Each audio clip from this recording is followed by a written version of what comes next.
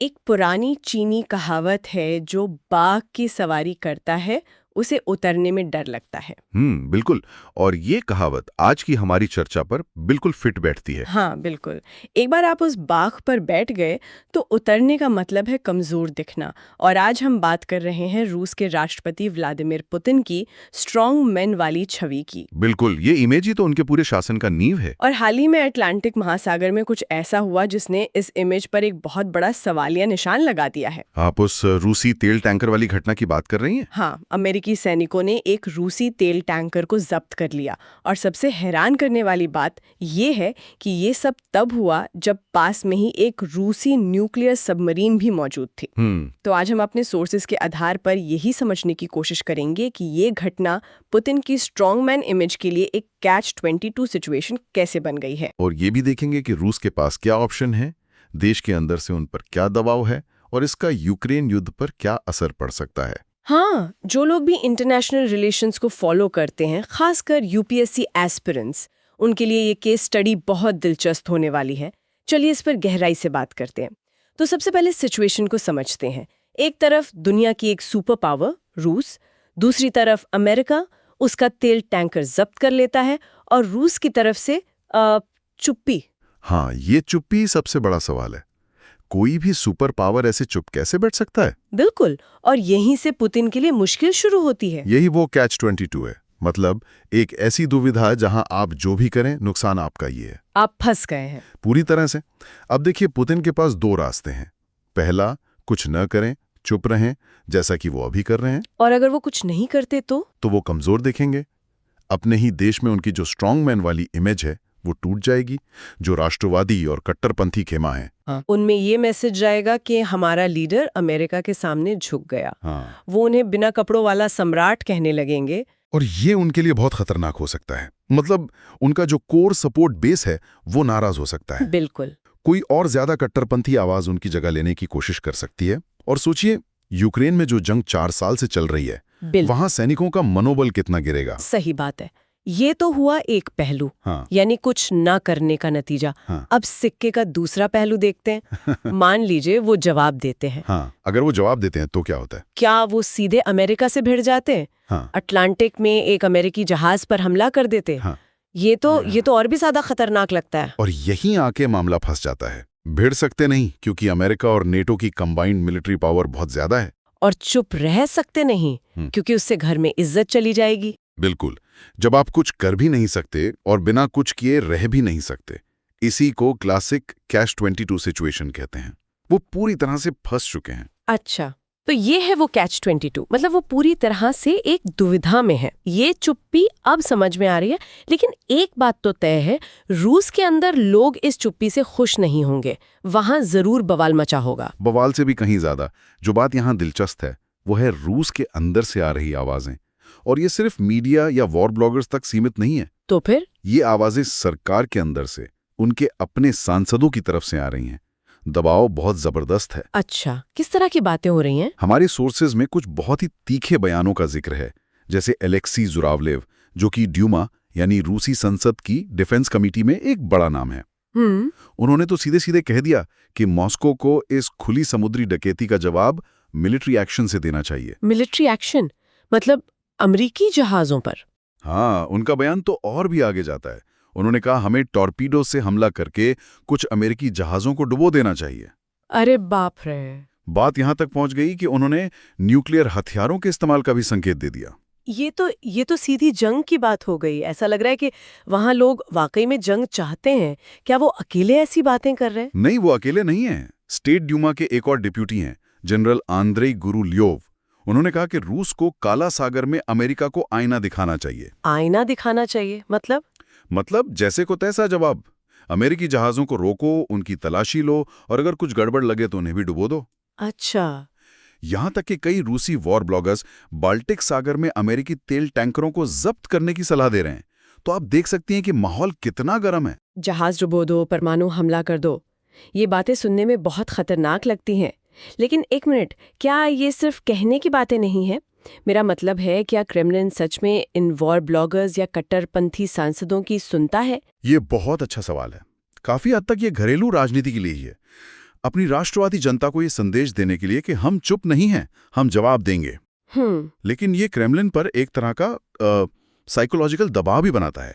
Putin इन आवाजों को पूरी तरह नजरअंदाज नहीं कर सकते, भले ही वो जानते हों कि जमीनी हकीकत कुछ और है। रूस वाकई में ऐसा कुछ करने की हालत में क्यों नहीं है? हाँ, और जब हम इस जमीनी हकीकत की बात करते हैं तो जो सबसे पहला और बड़ा कांटा रूस के रास्ते में है वो है पारंपरिक सैन्य शक्ति का अंतर। अच्छा। सीधी सी बात है, पारंपरिक हथियारों के मामले में रूस अमेरिका और नेटो की मिलीजुली ताकत का मुकाबला नहीं कर सकता। हमारे सोर्सेज में इस पर कोई एक्सपर्ट ओपिनियन है? हाँ, हमारा एक सोर्स में पूर्व भारतीय वायुसेना पायलट और अब जाने माने रक्षा विशेषज्ञ विजेंद्र के ठाकुर का जिक्र है। ओके। वो साफ कहते हैं रूस ने अपने टैंकर मरीनेरा को अमेरिकी तट से 4000 किलोमीटर दूर इसलिए जब्त होने दिया क्योंकि रूसी सेना पारंपरिक युद्ध में अमेरिका और नाटो के सेनाओं का मुकाबला नहीं कर सकती। ये एक बहुत कड़वी सच्चाई है। क्या ये बात वहाँ के लोग भी मानते हैं? बिल्कुल, यहाँ तक कि रूस के सबसे बड़े सैन्य प्रचारकों में से एक किरिल फेडोरोव ने भी माना है कि स्थिति गंभीर है।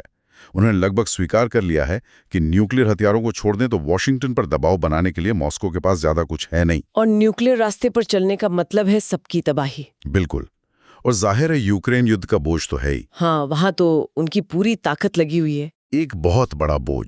आप सोचिए, पिछले 4 साल से रूस अपने सारे संसाधन, अपनी पूरी मिलिट्री मशीनरी यूक्रेन में झोंक रहा है। ऐसे में अमेरिका के खिलाफ एक दूसरा मोर्चा खोलना, वो तो आत्मघाती होगा। हाँ बिल्कुल, इसके लिए ना उनके पास संसाधन है ना ही सैनिक। तो सैन्य तौर पर हाथ बंधे हैं, कूटनीतिक तौर पर क्या स्थिति है? क्या उनके सहयोगी देश मदद नहीं कर सकते? कूटनीतिक तौर पर भी रूस काफी हद तक अलग थलग पड़ चुका है। यूक्रेन युद्ध की वजह से पूरा यूरोप उसके खिलाफ एकजुट है। और जहां तक सहयोगियों की बात है, वो भी इस समय अपनी सबसे कमजोर हालत में है। सीरिया में बशर अल असद और वेनेजुएला में निकोलस मादुरो सत्ता खो चुके हैं। ईरान अपने ही देश की समस्याओं से जूझ रहा है। मतलब मदद के लिए कोई बड़ा प्लेयर उनके साथ खड़ा नहीं है। कोई आर्थिक दबाव का भी डर है क्या? हाँ, वो एक और हथियार है जो अमेरिका इस्तेमाल कर सकता है। अमेरिका में एक नए बिल पर चर्चा हो रही है जिससे रूसी तेल और यूरेनियम खरीदने वाले देशों पर टैरिफ 500% तक बढ़ सकता है। 500%? हाँ, शायद चीन पर इसका असर ना हो, लेकिन भारत जैसे देश जो रूस से बड़ी मात्रा में तेल खरीदते हैं, उन्हें अपनी खरीद पर दोबारा सोचना पड़ेगा।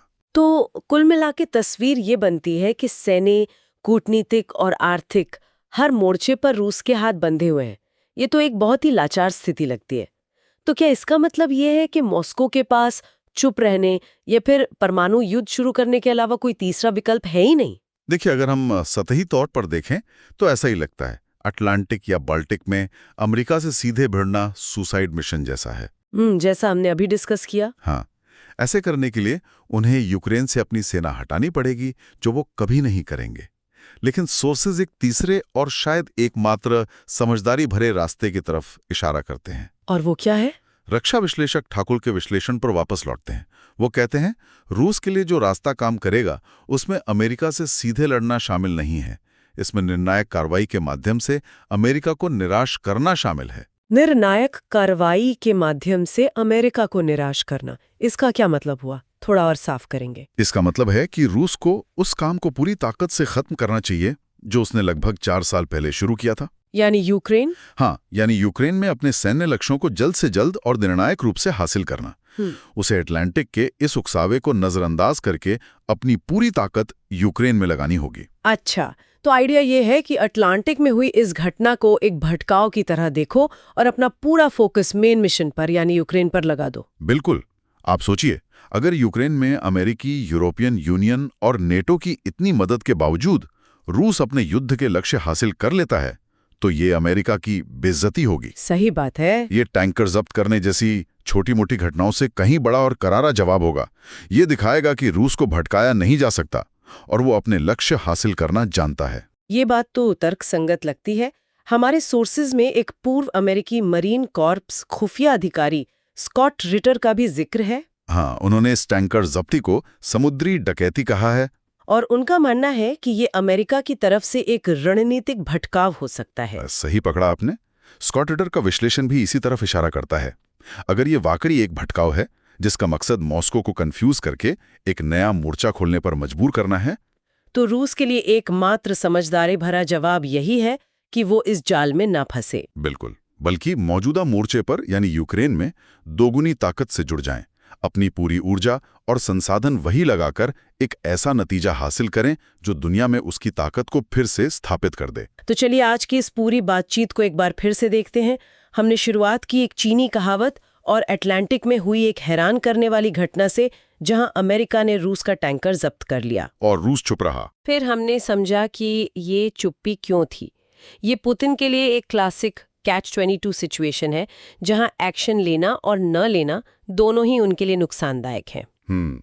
और हमने देखा कि कैसे रूस के अंदर से ही उन पर जवाबी कार्रवाई के लिए जबरदस्त दबाव है। कुछ लोग तो सीधी जंग की बात कर रहे हैं। लेकिन फिर हमने ये भी देखा कि इन तीखी बातों और रूस की जमीनी हकीकत में कितना बड़ा अंतर है।